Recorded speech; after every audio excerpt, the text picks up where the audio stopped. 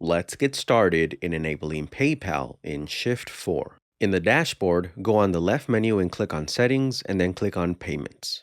Then click on Select Payment Methods. The PayPal toggle should already be enabled here next to the payment icons, but if it's not, make sure you toggle it on here. If you scroll down, you can enable or disable this test mode checkbox depending if you want to first try out sandbox mode. If you decide to enable it, just click on Close to acknowledge that you're enabling sandbox. Then we can click on Initiate Onboarding with PayPal to be redirected to PayPal's onboarding flows. First, type your PayPal email address and click Next, and it will check that an account exists and then type in your password and click on Log In. Then we can click on Allow to give Shift4 permissions.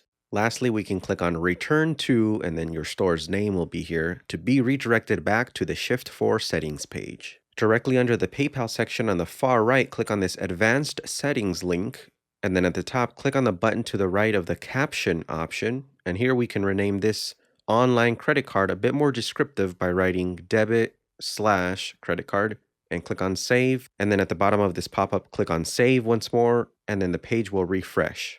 Now let's scroll down to this Select Credit/Debit Card Interface option on the right, and let's select on Hosted Fields option here, or if you want to enable 3D Secure, you can select on Hosted Fields with 3D Secure as well. Sometimes buyers pay with what's called an e-check that can take a few days for the funds to arrive in your PayPal balance. If you want to avoid that, you can enable this Allow Instant Payment Sources Only checkbox here. We can enable Save Credit Cards if you want the customer to have a secure method to store their card information for future use on the checkout. And on the left options, we can enable Show Pay Later messaging. Once you're done editing the configurations, at the top right, we want to make sure to click on Save. And that's it. We have now successfully enabled PayPal in Shift4.